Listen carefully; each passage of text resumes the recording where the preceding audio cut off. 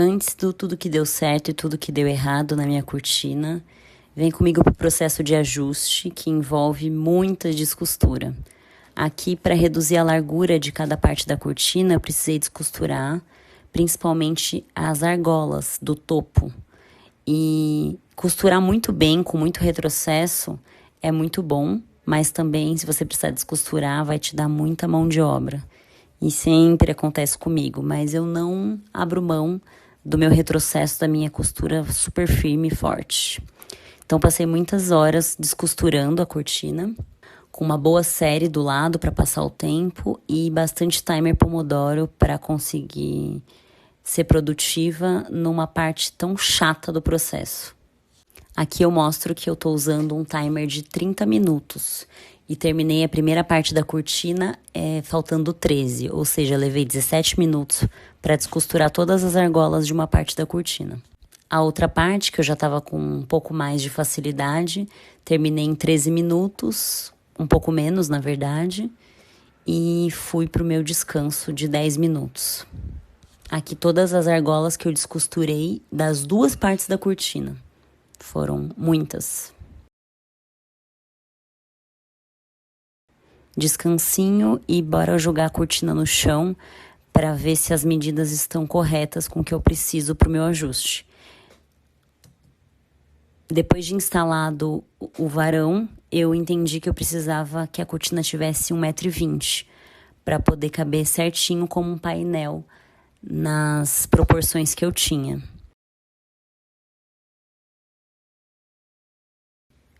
Eu mudei de escritório essa semana, tá tudo uma bagunça, e esse escritório não tem tanto espaço no chão para jogar a cortina no chão.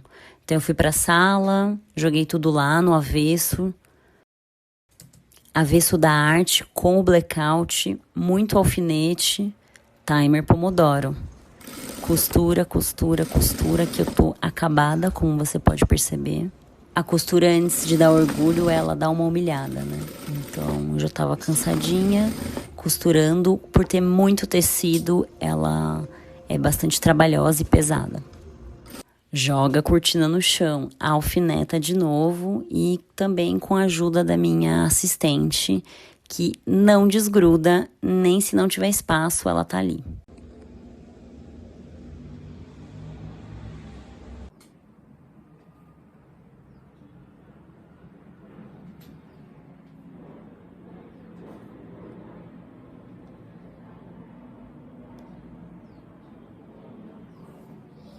Em meio ao caos, venho trazer boas novas.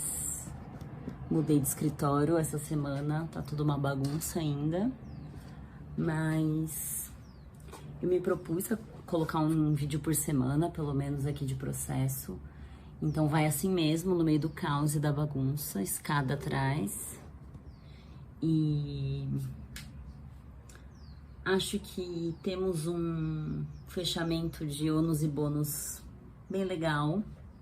Foi uma experiência interessante e filmar ela foi, acho que talvez até mais interessante.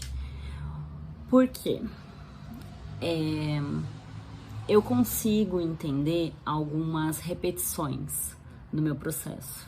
Não só da desatenção, que eu já falei em outro vídeo, da dificuldade em focar. Nesse vídeo eu coloquei algumas estratégias que eu uso para focar, né? Eu uso muito Pomodoro Timer quando tá difícil, semanas mais difíceis eu uso mais.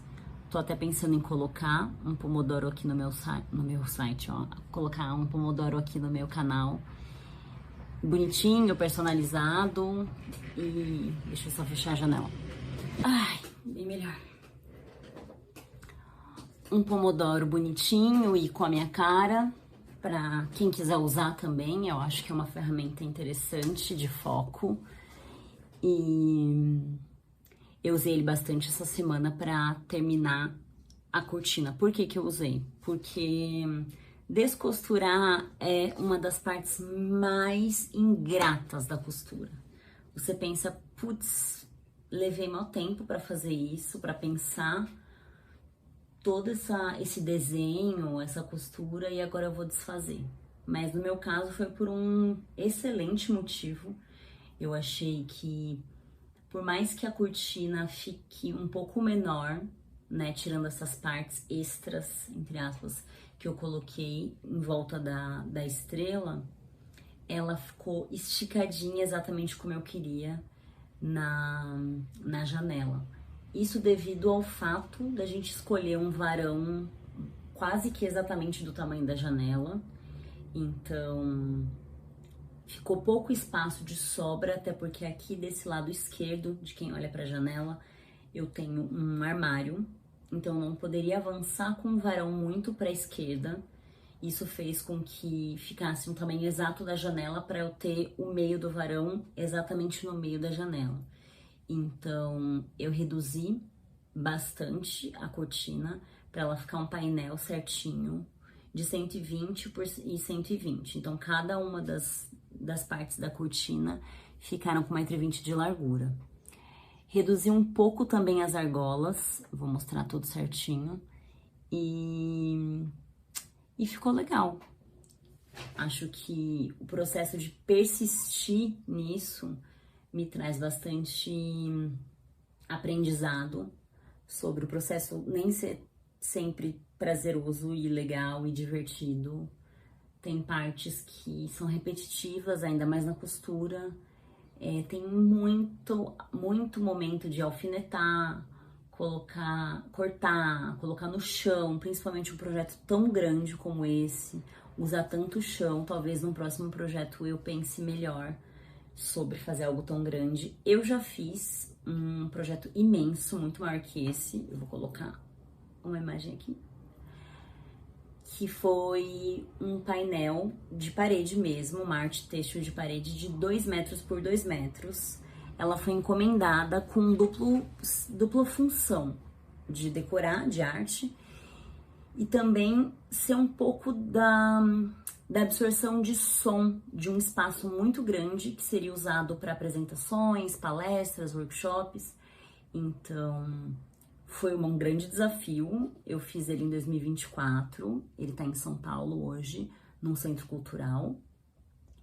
E na época eu não tinha nem espaço de chão para fazer ele. Eu fiz em cima de uma cama de casal e foi bem desafiador. E eu acho que a gente esquece de como as coisas são difíceis e a gente quer fazer de novo, porque o resultado é muito gratificante, né?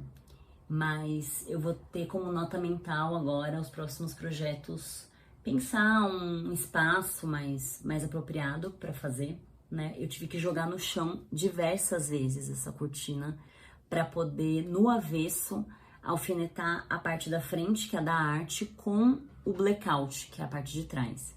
E o desafio que eu já esperava, assim que eu comprei o tecido de blackout, eu já tinha noção e medo dessa parte do processo, é que o blackout é de um tecido completamente diferente da parte da frente. Então, enquanto eu tenho uma parte da frente 100% algodão, tecido plano, que quer dizer que ele não estica, o blackout, ele é de uma outra trama, ele tem outra composição que faz com que o tecido se comporte de forma diferente, né? É uma física. Então, um tecido de outra composição, ele vai se comportar diferente. Quando eu ponho ele na máquina, o pé da máquina abaixa em cima dos tecidos e conforme ele costura, ele estica. Então, tem que ter muito alfinete e muito domínio ali daquele trabalho em cima da máquina.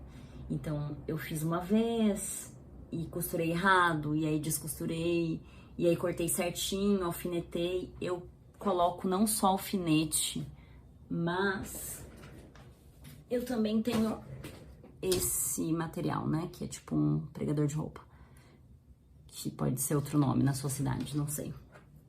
Então, são partes da técnica que requer muito do seu emocional e da sua paciência e, né, enfim. Valeu a pena, né? Toda vez que eu olho ele pronto, eu acho que valeu a pena. O quarto ainda tá super branco, nada a ver com o que eu quero, mas uma coisa de cada vez. Já escolhi uma cor para pintar as paredes. Vamos ver quanto tempo isso vai levar, porque, né, eu me mudei agora para esse quarto como ateliê, então agora eu vou ter que tirar tudo para pintar. Então vamos ver quando que eu vou fazer isso. E aos poucos eu vou construindo, né, com paciência e trazendo para cá, se for interessante, o que mais for legal de compartilhar.